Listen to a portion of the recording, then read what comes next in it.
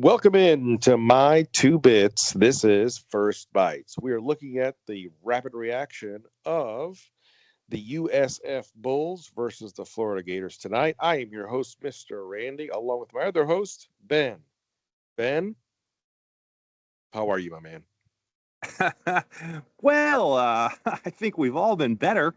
I think you did. You deserve some definite points for sounding as chipper as you just did on that intro. Well done, sir. Well done.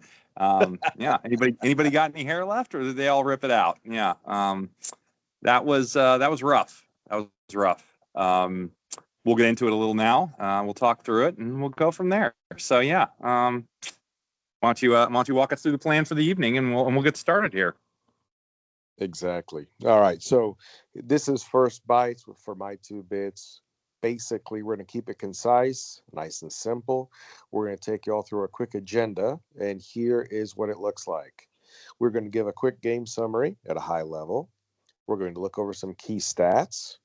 We're going to look at an impact play. We're going to look into a player of the game, and then we're going to wrap it up.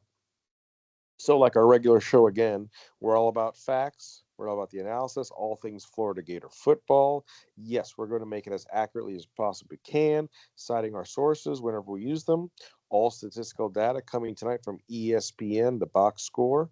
So, we're going to start off from there. Let's go to the opening point of the agenda, game summary. B, get us started. Yeah, game summary. Um, Dumpster fire. Does that sum it up? Holy cow. What a difficult thing to watch. For what it's worth, I actually did see some things that I liked better this week than last week to try and start on something that isn't just completely negative. Though obviously this is going to be mostly negative. There were some things I liked seeing Trey actually running routes. Trey, the leading receiver in this game, coming off the being the negative stat line that he had in receiving yards last week, leading receiver this Mm-hmm. week. I think I think when you look at it, there's definitely some positives that could be taken away from this, but I don't care because we lost to USF. So I really don't care what the positives are, quite frankly, because ultimately at the end of the day, the play calling throughout the game, really from beginning to end. I mean, again, at times it was okay, but then we get in the red zone, it gets bottled up, it looks like garbage, and Mm-hmm. then there you go. And then we get a 1 point lead in the fourth quarter, and Napier's out there trying to bleed clock with 10 minutes left in the game and a 1 point lead. And that's just not how you play modern football. This isn't 1942. Get with it, dude. And obviously he's not going to, for the record. And I'll talk more about it probably in a minute. But this is ridiculous. It's absurd. We should have fired him last year. We're still not going to fire him now, in all likelihood anyway. I don't know. One can hope. Mm-hmm. But I've been calling for it since after Texas A&M, and I'm still there. Haven't changed. I just stopped talking about it because it wasn't serving any purpose because I knew it wasn't going to happen. So you want to go back Mm-hmm. and listen? I was calling for it every week since Texas A&M until the Texas announcement where we said we were not going to do that. So then I just stopped talking about it because I was wasting my breath. So anyway, I'm still there. I haven't changed my stance. I don't believe he's the right fit, regardless of what he's been able to do with culture and talent and all those things, which are great.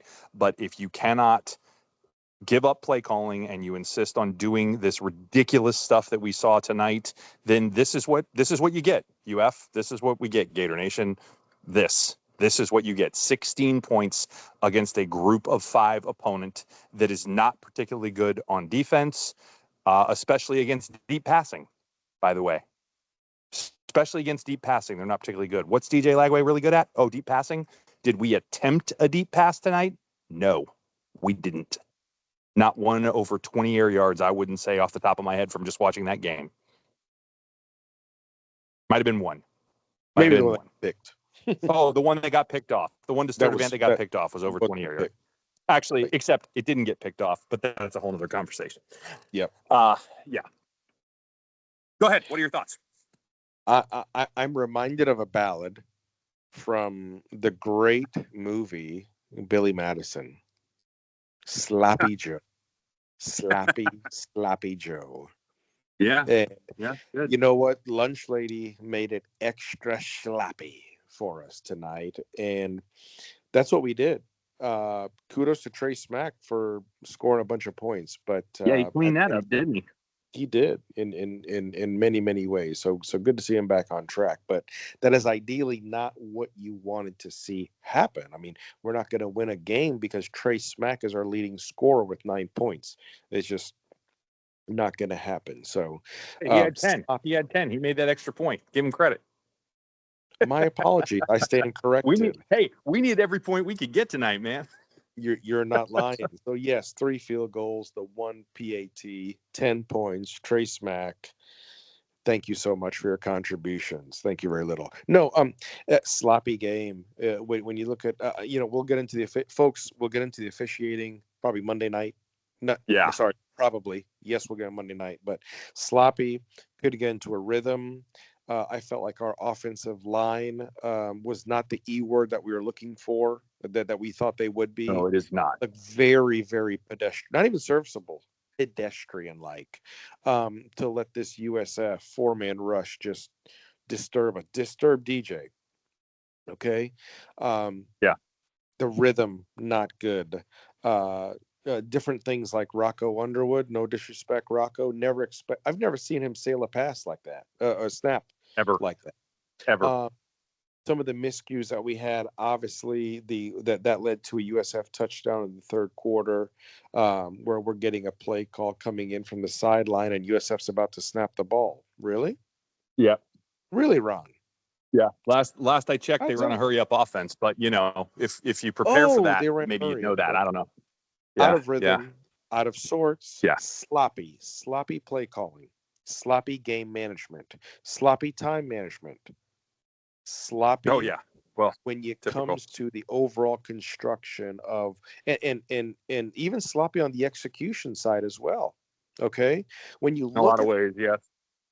right when you look at the defense and what they've done, I mean, I want to say our defense has given up somewhere around 10 and a half, 11 points over the last 6 games. Okay, and they haven't crossed 17 points until tonight, where they give up 18.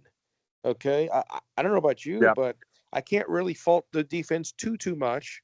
Maybe the final No. 2 minutes and No, 43 not at all. seconds. Right outside of that, cannot. So, anyways, that's it. High level. I'm done there. I just want to close that off. B. Let's go into how about our next point here. Let's look into some key stats. What do you have as key stats for the game? Yeah. So for key stats, and I'm real quick, I'm with you on. I'm not going to put this on the defense. I don't care that last Okay. drive they gave up that drive. I'm not putting this on the defense because, again, like you just said, and we'll talk more about it later. But Yeah. my key stat is going to be penalties. Penalties for sure. Now we'll definitely have our thoughts on the officials, but when you go for 0 penalties in your last game.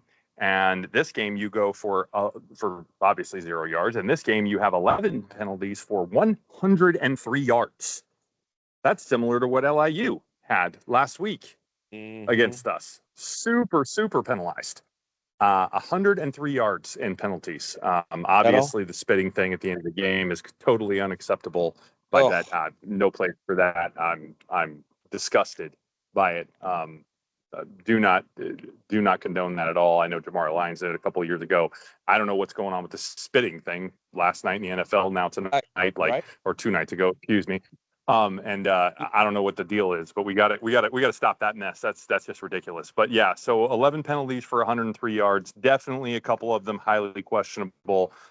We will talk about that, but some of them were not highly questionable. For the record, I didn't have a problem with every call or anything, not by a long shot. Several of them were probably pretty right on. And not great. Delay a game on a punt.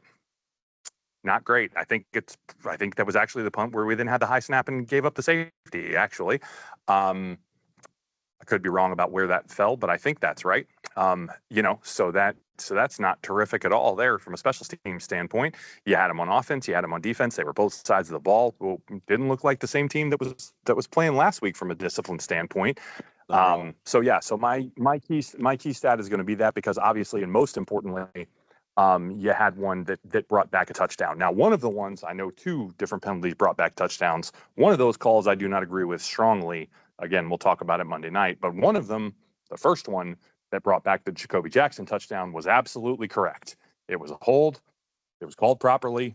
It was not a blatantly terrible hold or anything, but it was a hold. You got your arm outside. It was a hold, and you cost your team a touchdown. And you just can't do stuff like that. You just can't do it. And that's the type of thing that costs you football games, right? And there it is. Mm-hmm. And if we had another touchdown, we don't lose. So there you go. Now, again, we'll talk about the other one Monday. I'll leave it for now. But that's why it's my key stat, because that particular penalty cost us points, and that's your ball game, pure and simple. Gotcha. I would have to agree with you, but I'm going to go a different direction. When you look at Sure. this game, as far as moving the football, I felt like we had difficulty moving the football, getting downfield, outside of the passing game, outside of the rhythm of everything. I'm going to point out third down conversion. Mm. Down Mm. conversion rate of 4 Good one. of 12. Yep, 4 of Really? 12. Really? This is what, Yep. folks, I don't know what it is. And again, for the record, B and I have talked about Napier, play calling, call sequence, rhythm, timing, all those things, whatever you want to talk about, right? You know, it's like a Latin dancer who doesn't have hips. He can't dance, can't do it. Okay, it is what it is. However, with this lineup that we have, with the personnel that we have, the execution should be much more crisp. For whatever reason, Yep. DJ is not seeing, feeling, sensing. He's not comfortable. Period. He's not Yeah, comfortable at all. he's And not, for sure. I'll just leave it at that. So for a very, not even pedestrian, a bleak 4 out of 12 on third down. So that's my key stat. All right, next up, B. Let's look at the impact play. I think I know what yours is, but please give it to me. So my impact play, even though I'm not putting the loss on the defense, is going to be that screen that we had swallowed up there on that last drive for USF that then we Okay. somehow missed like multiple tackles, and let him go for like a 25-yard gain down the sideline there to the running back. It's very uncharacteristic of this defense. I don't know what happened there. I really don't. I don't know how that was able to occur and go down the way that it did, but it did, and I believe that was the start, obviously, of what cost us the game there. So, not putting this loss on the defense, as I said, we should have scored more than we did, but ultimately, that for me is the impact play of the game for sure. Gotcha. I'm going to go back to a reference point that I mentioned about the hurry up offense, quick read by USF.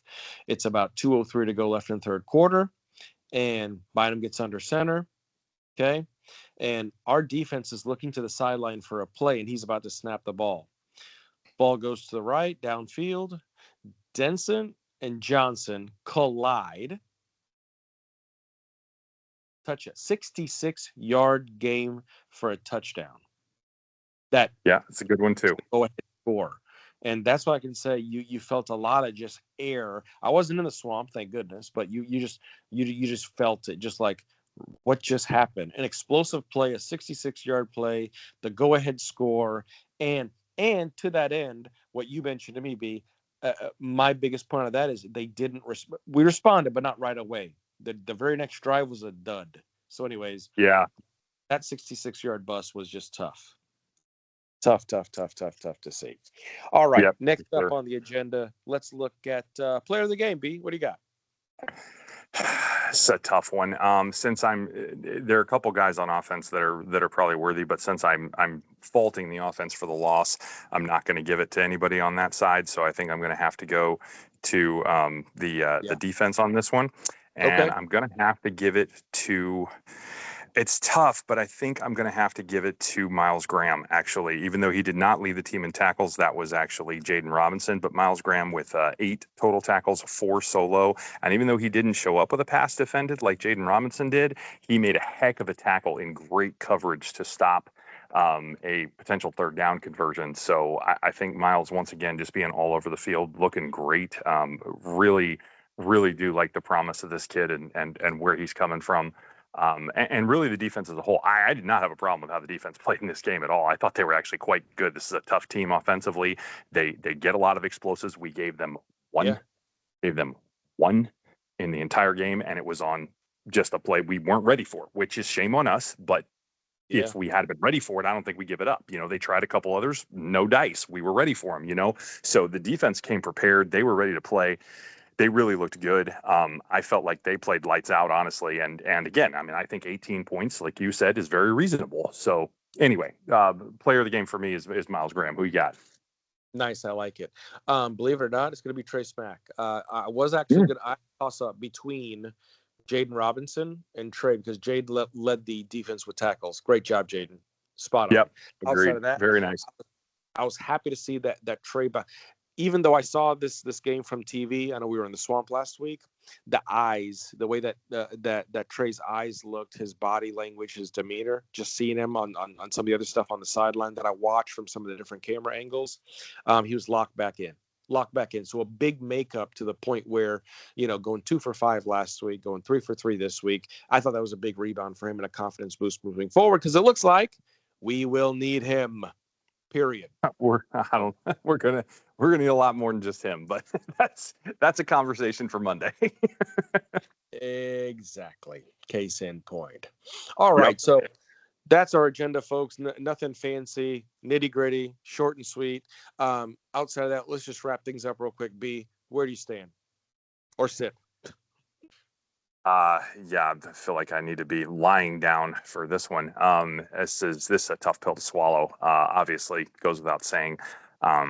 Again, we'll get into a lot more of it on Monday. I'm sure it'll be a full therapy session, whereas this is only an abbreviated one. But it's good to talk about your feelings, right? It's good to talk about them. Yes, Got a sir. lot It's of therapy. feelings. Got a lot of feelings.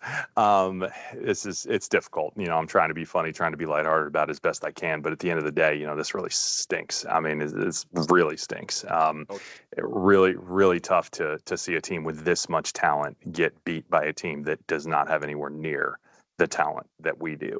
And when you see that happen, you got nobody to blame but the coaching. And that's where I'm at. And that's where I continue to be at. And that's the problems we continue to see and have. So again, we'll hash it out more on Monday for the full episode that we'll do then. But hopefully you'll enjoyed some of the breakdown here of the little quick thoughts here on the first bites. And yeah, we look forward to bringing you the full episode on Monday. Let you give any closing thoughts you got there, Randy, and I'll sign us off.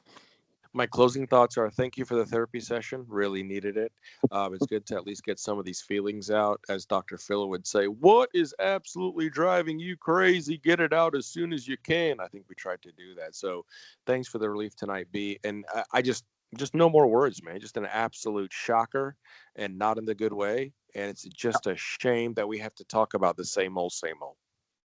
Yeah, it really is. It really is. It gets really old. I'm Mm-hmm. pretty tired of talking about it too. So, maybe that'll change at some point, but it doesn't look like it's going to anytime in the real near future, unfortunately. So, again, if you've enjoyed this and enjoyed the breakdown here, come check us out on Monday. We drop the new episode usually between 9 and 10 o'clock at night. So, give us a listen. Appreciate the time. And wherever you are and whenever you may be listening, thanks for taking the time. And we'll see you around, Gator Nation.